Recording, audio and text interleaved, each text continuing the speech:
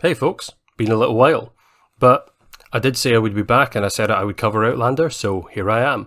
So without any further ado, let's jump straight into Season 7.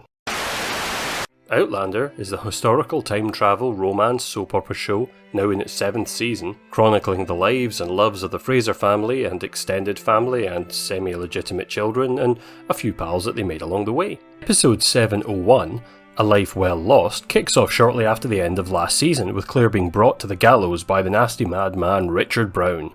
And then she goes proper hoist and drop. But phew, it was all a dream, and Jamie and Ian are actually hot on the trail. But Claire herself has been making pals in prison, buying some bevy and getting chat with some community theatre actor types. Only then, a bunch of soldiers come in and wouldn't you know, they desperately need a healer because there's a war on and that. So when another inmate proclaims that Claire's actually not a murderess, she's only a forger, off she gets carted to who knows where. Well, turns out that she's actually on a ship at anchor in the middle of a fog, set to tend to the prego wife of a governor or something, because of course she is. And Mrs. Governor is like, hang on a minute, aren't you the prego teen killer? But gets over it pretty quick as Claire does her tried and tested condescending time traveller doctor bit. She then pulls out a similar act towards the governor and his lackey, who are having some important tactical and political chats that she just elbows her way right into. And then this guy pops up, who was a slimy arsehole last season, but the governor isn't hearing any of her nonsense, but does allow her to send a note for some supplies to the shore, which she then hangs around in the fog waiting to see if anything's going to happen. Meanwhile, Jim and Mohawk arrive in town, where they find a flabbergasted and probably drunk Tom Christie, who's kind of at a loss because they whisked Claire away during the night when he wasn't there. And in exchange for a wee dram, the Cell Block H crew decide that they might actually be able to give a few hints. Only they then let slip that being a convicted forger is actually technically worse than being a murderer somehow, and I'm presuming this is going to be important later, but God only knows. And Jamie's quite annoyed, but he manages to get enough info that she's somewhere with the governor, and so they wander about and start looking at horses and walls a bit and not really getting much else done. Until luckily, Tom gets given Claire's list, and he ends up passing it to Jamie, who jumps on the next boat off to the ship that nobody knows the location of somehow, and is let aboard where he kisses her and nobody throws him overboard for reasons. And sensibly the governor's like, well, it's kind of nice to meet you, but aren't you some kind of miscreant rebel type, so no, I'm not going to give you your wife, but if you get me 200 army men and bolster our side, I'll maybe let your wife go. So Jamie's putting a bit behind because he doesn't want to do that, but luckily Tom Christie's hammered off whiskey and he offers to confess to the murder in her place.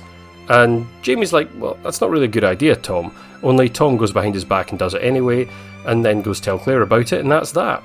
And then that night, back wherever they are, Jamie tells Claire that everything's good and she shouldn't really feel guilty about it.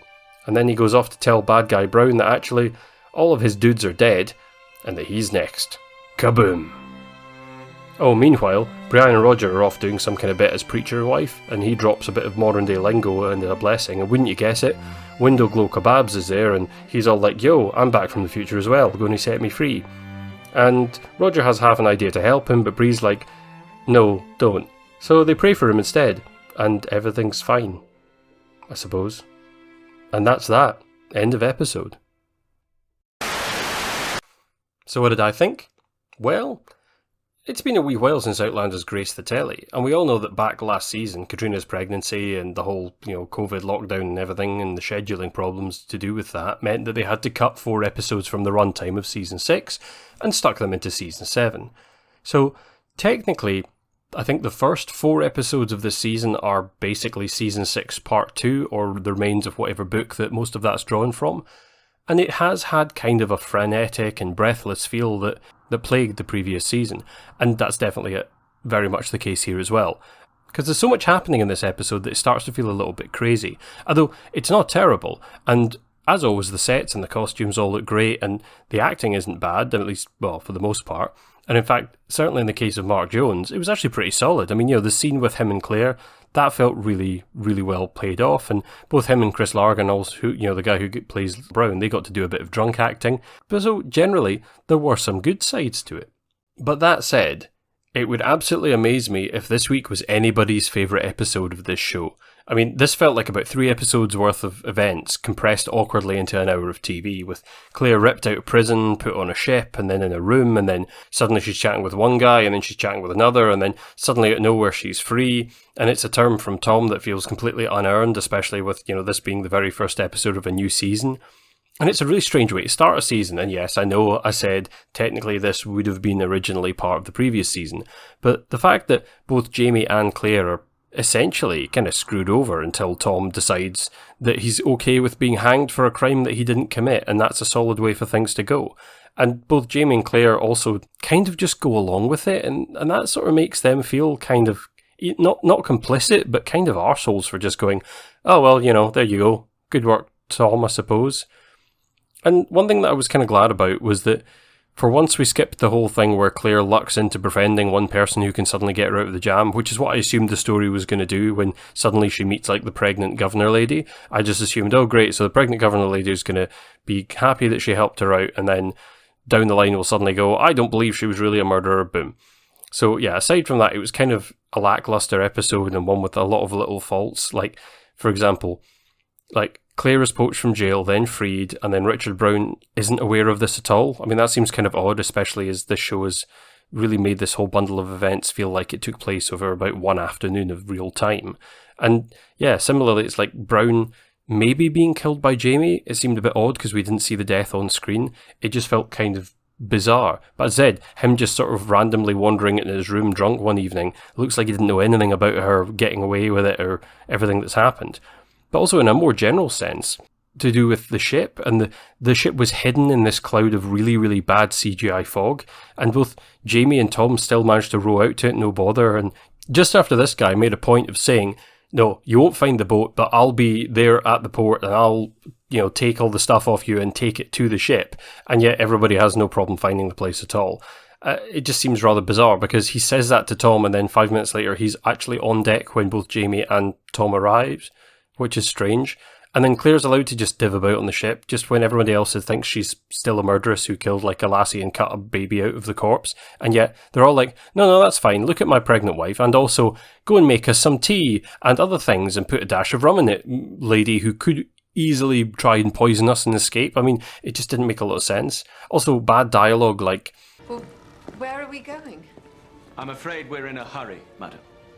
Where are we going? Oh, we're in a hurry. I mean, I hate stuff like that. That serves no purpose. People don't say stuff like that in real life. It's a TV thing. It's the audience goes, oh, I don't know where she is, and nobody else in the room figures out where she's going.